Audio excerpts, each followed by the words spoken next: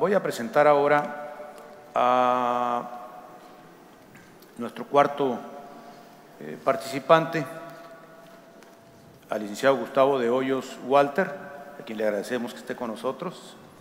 El licenciado en Derecho por la Universidad Autónoma de Baja California y licenciado en Administración de Empresas por CETIS, Universidad, especialidad y maestría, además en Derecho Corporativo e Internacional por la misma institución.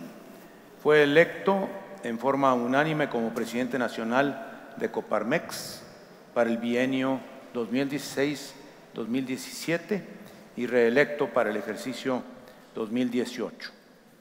Forma parte del Consejo Consultivo de Mexicanos contra la Corrupción y la Impunidad y de la Comisión Ejecutiva del Consejo Coordinador Empresarial. Es integrante del Consejo Consultivo para Negociaciones Comerciales Internacionales que participó en la revisión del Telecan, de NAFTA, cuyo nombre ahora está en ciernes de cambiar.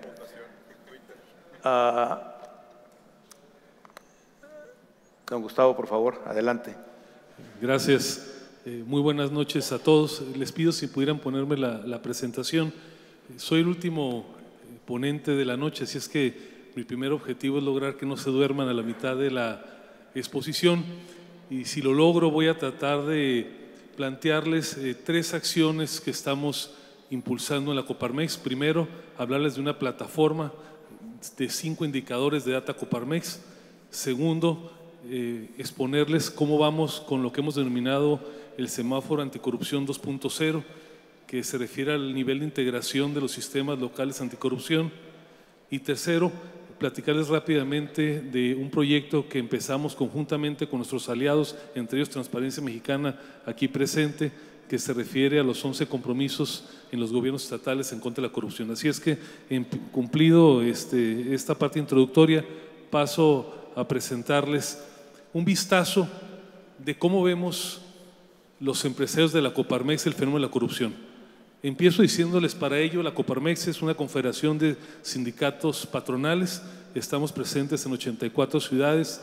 Nuestras empresas producen prácticamente 1/3 del Producto Interno Bruto y damos empleo a poco más de 5 millones de trabajadores a lo largo y a lo ancho de todo el país.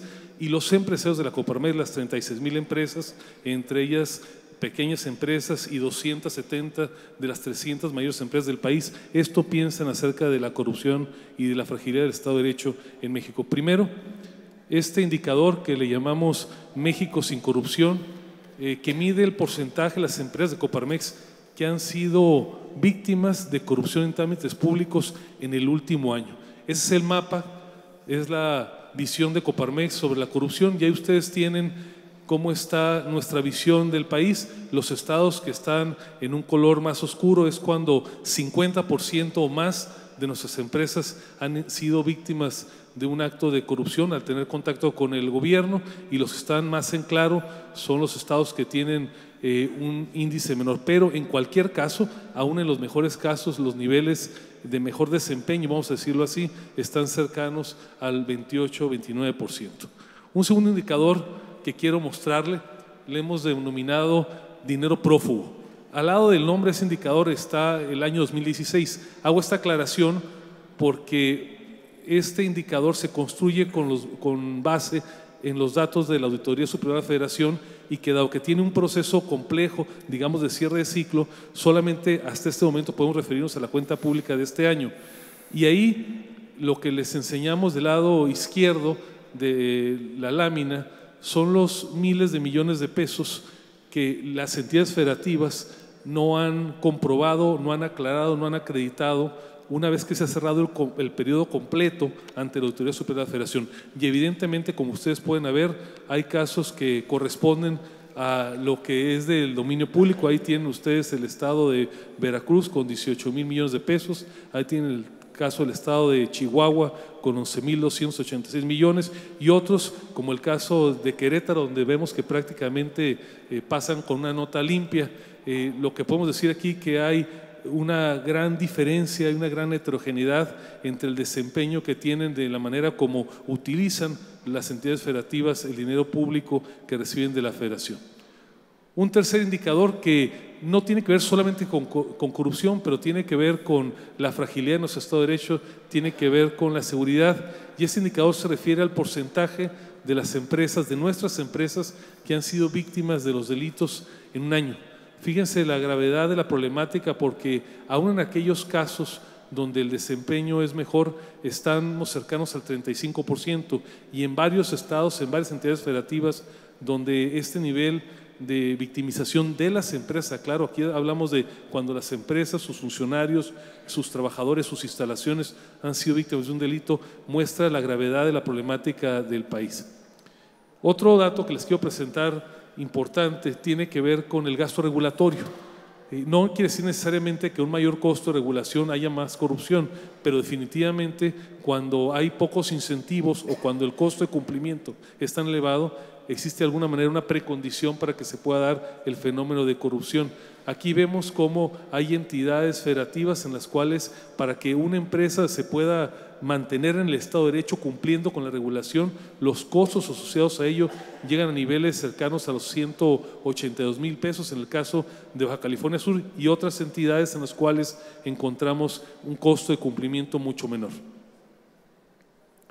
Hasta aquí, digamos, esto que podría yo mencionar como, perdón, hay uno más que me parece importante, la prueba del ácido, vamos a decirle así, el nivel de satisfacción de nuestros empresarios con la gestión pública, y se compone una serie de variables, pero que a final de cuentas refleja cómo estamos viendo los empresarios de Coparmex, el rendimiento, la satisfacción. Y aquí la pregunta que le hacemos a nuestras empresas es: ¿cree usted que el gobernador del estado está cumpliendo con el trabajo para el que fue contratado? Punto. Esa es la pregunta. Y ahí tienen ustedes la respuesta.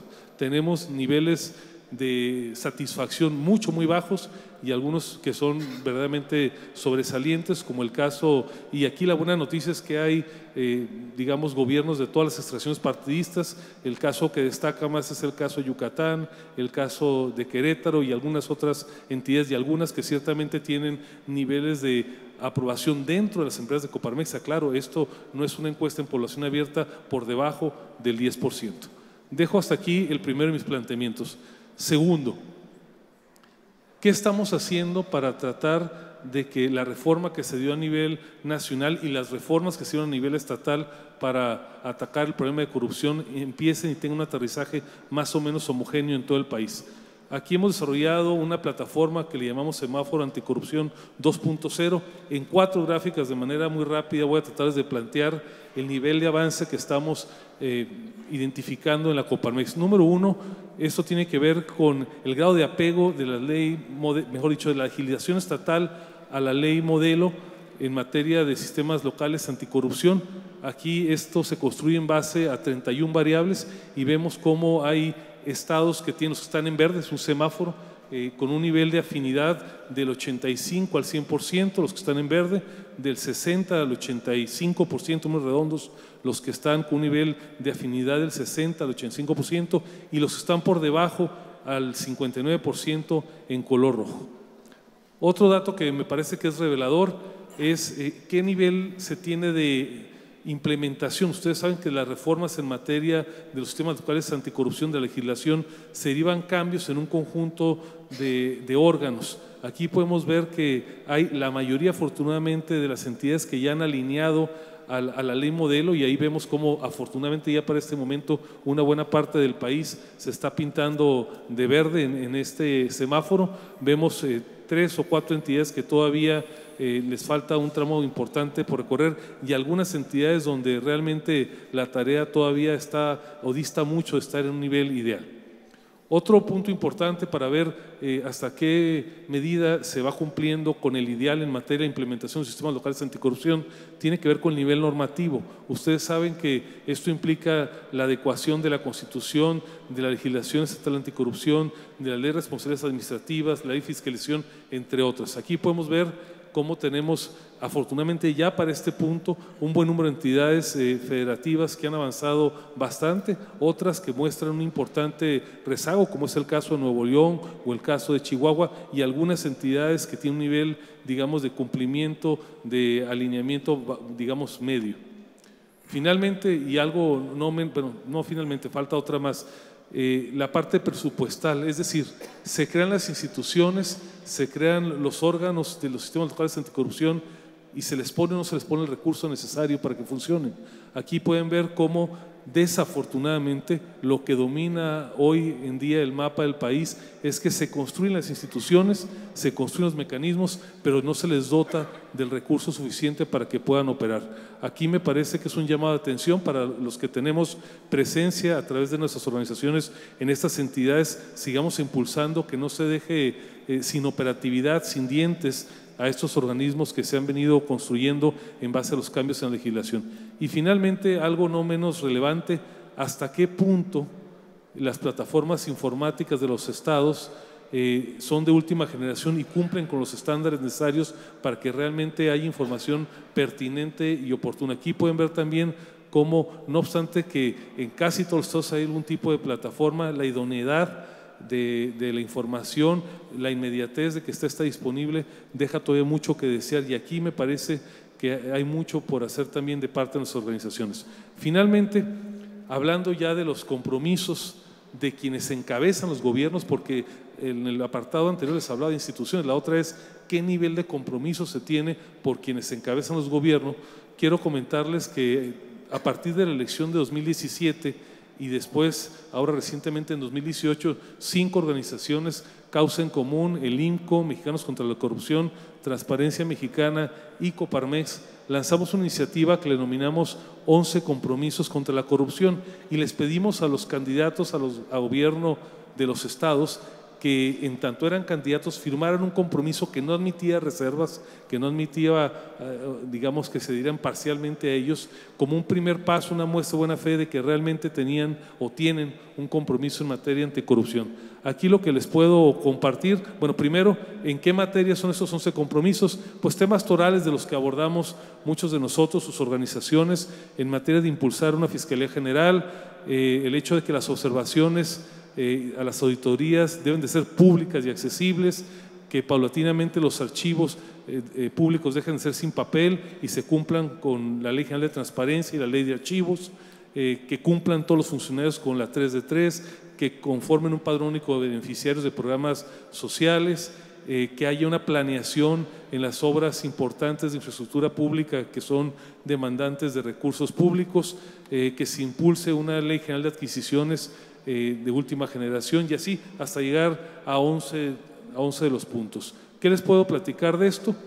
En las elecciones de 2017, prácticamente la totalidad, 19 de 21 candidatos que estaban buscando la gobernatura de alguna de las 3 entidades que tuvieron elección local en 2017, suscribieron estos 11 compromisos.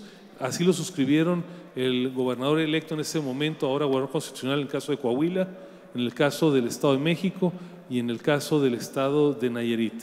Y ya más reciente, refiriéndome a la elección de 2018, estos 11 compromisos en contra de la corrupción fueron suscritos en el caso de la primera gobernadora de la Ciudad de México, del gobernador ya en funciones de Guanajuato, del gobernador electo de Jalisco, la gobernadora, bueno, hasta ahora gobernadora electa en el caso de Puebla, del gobernador de Tabasco, del gobernador de Yucatán, y no fueron suscritos, no han sido suscritos hasta la fecha, rehusaron hacerlo los gobernadores electos de Chiapas, de Morelos y de Veracruz.